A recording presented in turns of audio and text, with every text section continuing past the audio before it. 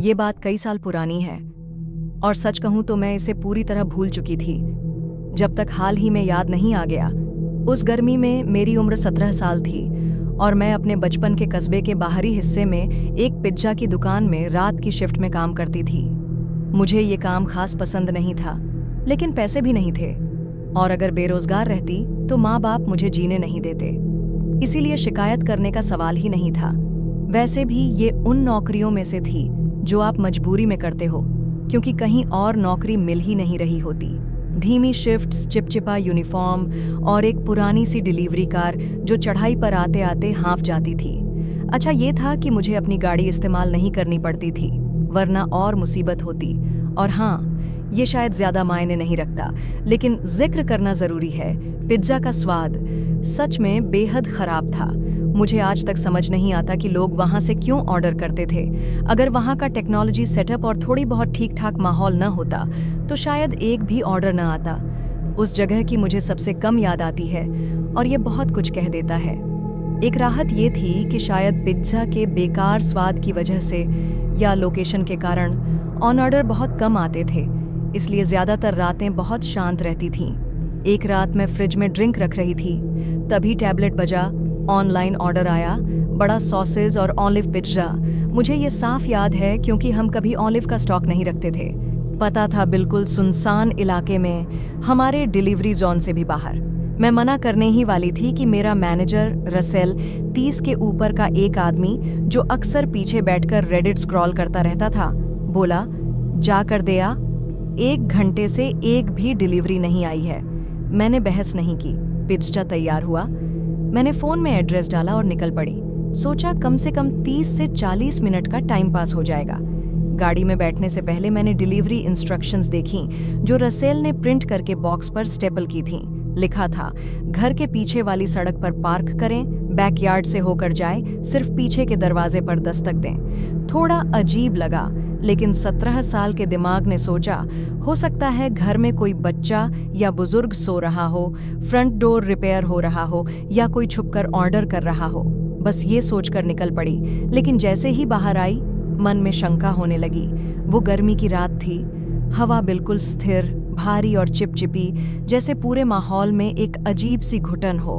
ऊपर से वो पुरानी सी सीलन और धूप में पकी मिट्टी जैसी बदबू मुझे हमेशा से नापसंद है। 2 मिनट खिड़की खोली, फिर ऐसी चला दिया। पता डाउनटाउन की उल्टी दिशा में था और हमारी दुकान पहले से ही दूर थी। 25 मिनट का रास्ता था, लेकिन खाली सड़कों की वजह से और लंबा लगा।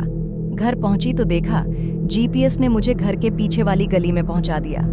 पतली सी सड़क, कोई स्ट्रीट लाइट नहीं, पिछवाड़े अंधेरे में डूबे हुए। मैंने गाड़ी धीमी की, घर का नंबर चेक किया। घर बिल्कुल सुनसान लग रहा था, कोई लाइट नहीं, ड्राइववे में कोई गाड़ी नहीं, बस झाड़ियों से भरा बैकयार्ड और टूटी हुई लकड़ी की बाड़ जो ठीक से बंद भी नहीं थी। फिर भी इंस्ट्रक्शंस के मुताबिक गाड़ी किनारे पार्क की, पिज्जा उठाया, टॉर्च ली और बैकयार्ड की तरफ बढ़ी। पीछे का दरवाजा पुराना सफेद, ऊपर छोटा सा कांच जिस पर सस्ता पर्दा लगा था। दस्तक दी, कोई जवाब नहीं। दूसरी बार दस्तक दी, फिर भी चुप्पी। मैं तीसरी बार दस्तक देने वाली थी, तभी पर्दा हल्का सा हिला, बस एक झटके में, जैसे किसी ने उंगली से छुआ हो। मैं खड़ी रही, उम्मीद थी अब दरवाजा खुलेगा, लेकिन तभी 2 बिना नंबर प्लेट वाली गाड़ियां मेरी गाड़ी के पीछे आकर रुकीं। पहले लगा कहीं मैं घुसपैठ में तो नहीं पकड़ी जाऊंगी, लेकिन एक गाड़ी से एक आदमी उतरा, साधारण कपड़े और हाथ में बैज, अंडरकवर पुलिस। उसने मुझे इशारे से बुलाया। मैं गई। उसने बस इतना कहा, गाड़ी में वापस जाओ और इंतजार करो। मैं वापस जाकर बैठी और देखा कम से कम 5 अफसर थे, सब टॉर्च लेकर घर के चारों तरफ चुपचाप घूम रहे थे। कोई दस्तक नहीं, कोई आवाज नहीं, जैसे चोरी छुपे हों। एक अफसर ने पीछे का हैंडल दबाकर देखा, लॉक था। उसने बस सिर हिलाया और पीछे हट गया। कुछ देर बाद वही पहला अफसर लौटा, पिंजा बॉक्स देखा, हल्की सी सांस ली और बोला कि इस घर पर पुलिस की जांच चल रही है और वो लोग निगरानी कर रहे थे। और मैं ठीक उसी समय पहुंच गई जब वो लोग अपनी गाड़ियां बदल रहे थे। उसने ऑर्डर डिटेल देखी, नाम जेरी था, नंबर लिखा और बोला, तुरंत निकल जाओ। मैं थोड़ी खींची हुई थी, बॉस को कैसे समझाऊंगी ये सोच रही थी, लेकिन कुछ कर नहीं सकती थी। वापस आते हुए एहसास हुआ, अगर पुलिस वहां नहीं होती तो पता नहीं क्या होता। शायद मैं किसी जाल का हिस्सा थी या कोई टेस्ट रन। शायद वो देख रहे थे कि पुलिस नजर रख रही है या नहीं। पर्दा हिलना, चुप्पी, टाइमिंग, सब कुछ अजीब था।